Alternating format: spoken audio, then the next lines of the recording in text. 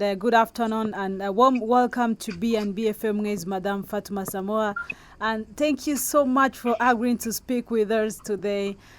Very good. Glad to hear, and also very delighted to be here, Clarice. So my question, Madam Samoura, is how is FIFA managing its daily activities during these pandemic times?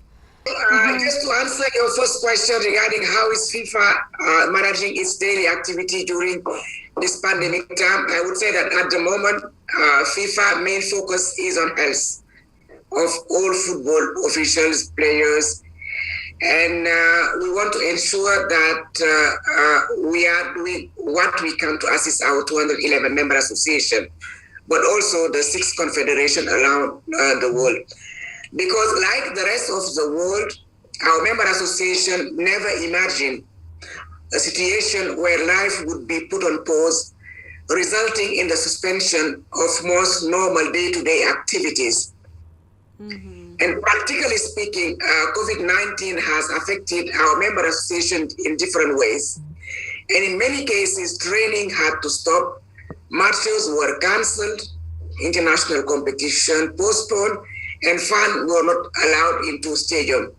So the effect of this range from member association not being able to upkeep training ground and pitches, to not being able to pay their staff, and having to think about cutting programs and initiative in order to keep their light on and their door open. So it was clear following the official declaration by the World Health Organization, the COVID-19 as a pandemic in March 2020, that FIFA had to do everything in its power to preserve and protect football and our 211 member association in this new and disrupted world we were living in. And in order to do so, we took immediate measure. Besides the FIFA president visiting the WHO executive director, the FIFA relief plan was created to help our member association and the 6 confederation to tackle the challenges that the pandemic is throwing on them via a mobilization from our financial resources of $1.5 billion. And the plan was something definitely groundbreaking and was designed to show the football solidarity in action through a $1 million grant for each of the member associations so that they can protect and restart football. But additionally, we allocated to each of them $500,000 dedicated fully to women's football. And in addition to that, there was a relief plan that was allocated to loan between $500,000 and $5 million according to the financial situation of the member association to safeguard the future of grassroots and youth football, as well as men and women professional football. So on the ground, this means that the member association and the confederation were able to keep their organization running, to pay their utility bills, their salaries, the coaches and their team, and carry out also COVID-19 testing and put the necessary safety measure in place to limit the spread of the virus. And the result of the FIFA COVID relief plan in action so far have been extremely positive and have bolstered FIFA commitment to preserving and protecting football even more during this difficult period. And every day, of course, we receive from around the world good news about how the plan has preserved and protected football and has also allowed football to continue to be played and the ball to roll. Mm-hmm. So today, just for your very quick information, the COVID-19 plan offer our member association 4 support pillars: a solidarity grant for the member association, a woman football grant for all the member association, and a loan possibility for member association and a confederation. And so far, 196 out of 211 member association have accessed the COVID solidarity grant. And we have distributed close to $162 million, and 170 member associations have access to the COVID-19 women football grant, and we have distributed almost $80 million. The Confederation received the entirety of their fund, so $12 million. And in total, we have 23 member associations which apply for the COVID loan plan, and we have distributed so far $64,240,000. Mm-hmm. Wonderful. But on the African perspective, you have been involved in stabilizing different disorganized in federations on the continent. Are you moving the ship in the right direction? Well, my mission with CAF has come to an end in February last year. And during the 6 months, my mission was to make an assessment of the governance and financial situation, but also revisit few of the processes, whether HR related or financially related, or also related to the competition, to the security and safety, to the status of the infrastructure, the football infrastructure. After that mission, we made a recommendation, and a 100 action plan document was shared with the executive committee of CAF in early February 2020. And this recommendation that were emanating from the conclusion of the CAF and FIFA joint task force is something that the new CAF leadership is very much willing to implement. So my mission finished last year, so I'm back full stream with FIFA. It's up now to the new CAF leadership to decide whether, as you say, they want to put the board on the right direction, or otherwise, if they decide to maybe amend few of the recommendation. But I know that the commitment of the new CAF leadership is very strong, and definitely there is hope that under the new with the new CAF administration, things will improve for the benefit of the youth in Africa. Mm-hmm. And Madam Fatma, you was telling us about some daily activities during this pandemic time in FIFA, but there are also some problems that you have encountered so far caused by those stranger times.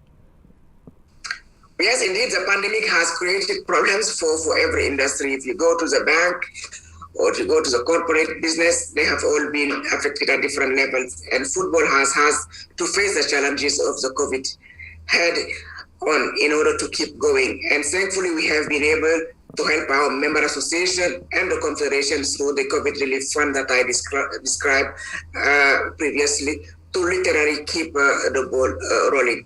A major issue for football and FIFA has naturally been the necessity to stop some competitive matches.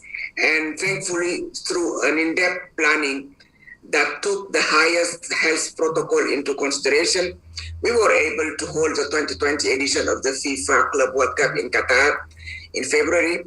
And I think that the competition won by the European side, Bayern Munich of Egypt, Al-Ahly, lifted the spirit also of many football fans who were there and also those who were not in the stadium.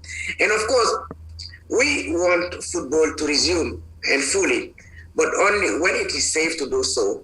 And we are excited about the prospect of returning to full stadiums and exciting matches being played when the world has a COVID-19 virus under control. Mm-hmm. And how have the member generally responded to those hard times? Well, the pandemic has hit our member association around the world in different manners. So we're very solidly financially viable, and our member association division is working closely with the 211 federation globally to help them access the FIFA COVID relief plan. The result of this in action so far have been extremely positive and have bolstered FIFA's commitment to preventing and protecting football even more during this difficult period. And as I said, every day we got also news from across the 6 confederation on how they use the money to save football. and how they kept also the stadium's door open. And a story that is particularly moving is that of a female football player in Sierra Leone who was the main breadwinner for her family. So when the pandemic hit, football stopped literally in her country. So her club could not pay her salary, and her family was hit with a double misfortune of losing its income and then an accident when their house burned down. So her mother became sick from the stress of the whole situation and had to go to hospital. This young woman player not only struggled to cover medical costs, but had no home to bring her sick mother, the two following her hospital stay. And this is where the FIFA COVID-19 relief plan came into action. Through the distribution of funding to our member association, to clubs, and to players, and in this case to the Sierra Leone Football Association, we were able to make sure that players like this woman received the money they needed to keep them going.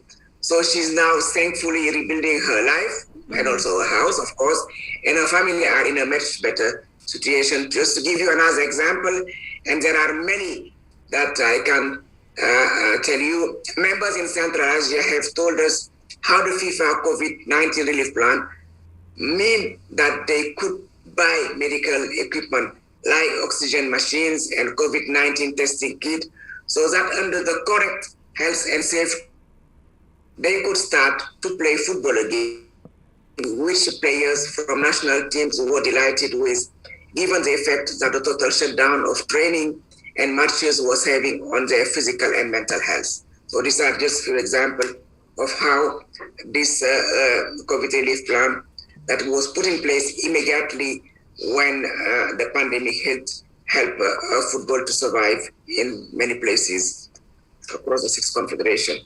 Okay, Madam Samoura. And also, who among the confederations has been hit hard? Well, all the confederations were hit, but some differently than the others.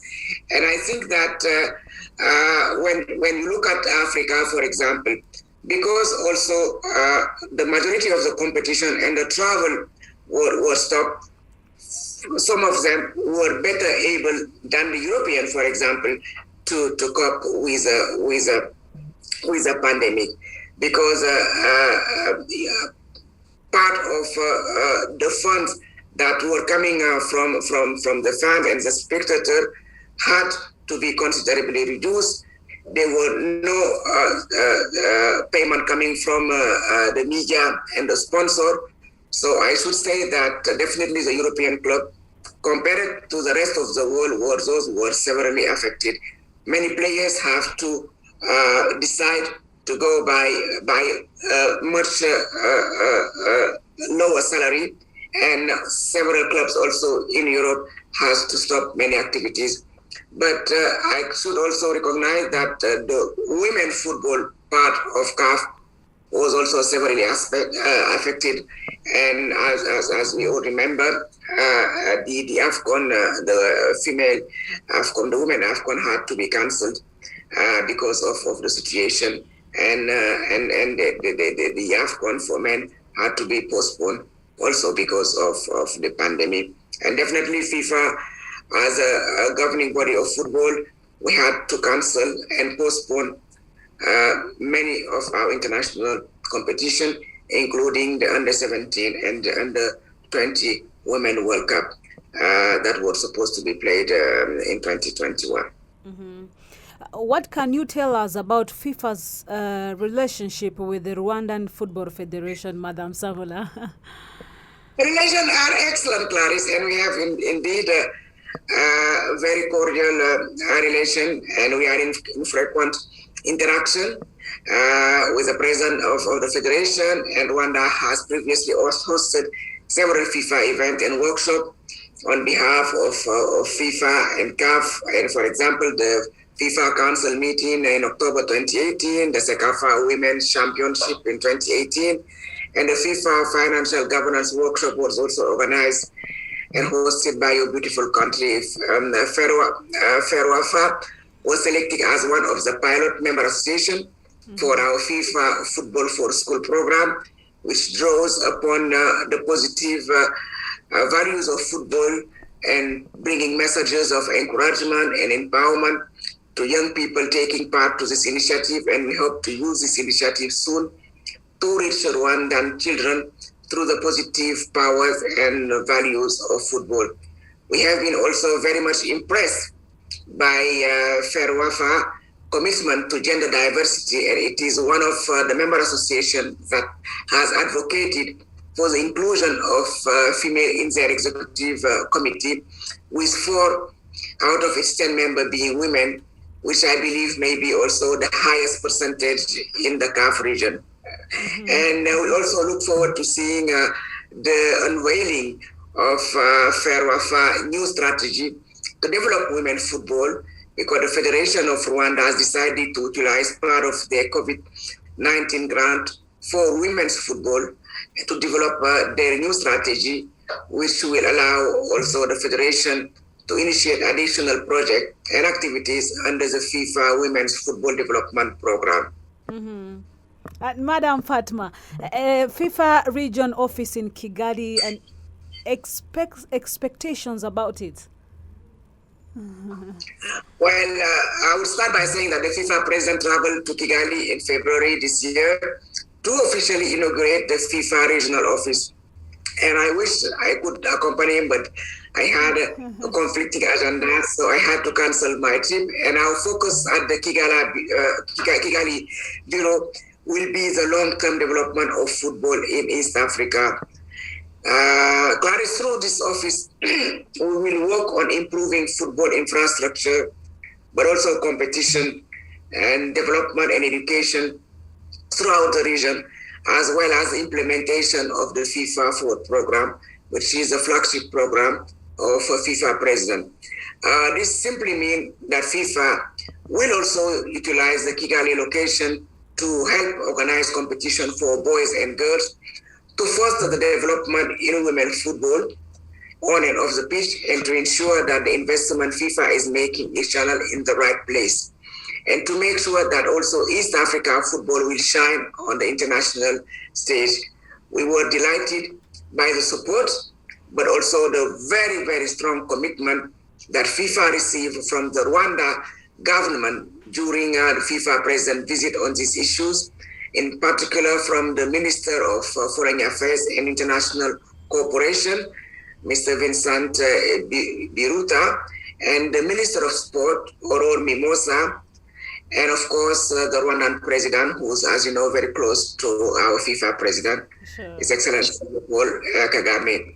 We also received great support from our colleague at the Rwanda Football Association and its president, Mr. Jean Damascene Sekemana, and we expect great things to come from our establishment of a FIFA regional office in Kigali, and I look forward to be going there, meeting with the staff, and also supporting the development of football throughout the region. Yes, madam. And through your Twitter, you posted that FIFA had a smaller event, to thank to Veron for his achievement as FIFA Chief Member Association Officer. You said that it's sad to lose him. I mean, you were saying that he's a passionate and all that. So, madam, what do you think Veron will help the governing body of African football? Yeah, I saw that it was a loss for FIFA, but a gain for Africa. So at the end of the day, our continent, Africa, is the one that will be gaining from this reassignment. For having worked very closely with Mr. Veron over the past 5 years, and knowing also his strong love for the continent, I have no doubt that the African football can only prosper under this leadership of the CAF administration. And I'm very convinced that in no time you will see very palatable result on how CAF has been transformed into a dynamic, a progressive, a transparent, and a better organized organization. I have no doubts. That's great. Yeah, the last one telling me how does it mean for her and for African football, for her to be the first female Secretary General of FIFA. I've been in this position now, Clarice, for 5 years. Definitely it was a privilege and an honor for me to be proposed by President Infantino to lead the FIFA administration.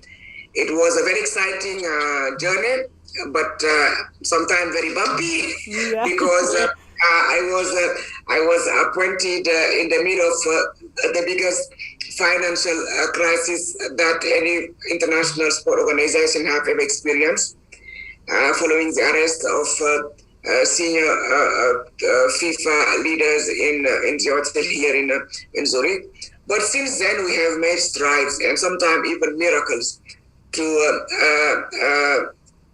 recompose FIFA, to make it a more human organization, a more diverse one. Today, we are an organization of close to 1,000 people coming from 63 different countries, speaking all the world languages. We have a development program that multiply by 4, if not 5, the level of resources that are allocated to each our member association. We have organized the best World Cup ever in Russia for men and the Super World Cup also in France for women, when we consider the number of people who tune in to watch the game. And we have now also put in place in record time $1.5 billion at the disposal of our 200 member association of our 6 confederation, just to show you how healthy our financial situation was. So to be the one on the driving seat for all this reform can only be a sense of pride. So as an African, as a former UN official, as a woman, I'm very proud to be leading an organization that is leading in many fronts and championing also human rights across all levels of football. Thank you very much. And on behalf of B&B, I would like to thank you very, very much for your time, Madam Samoura. You're most welcome, Clarice, and hope to have the opportunity to see you again soon.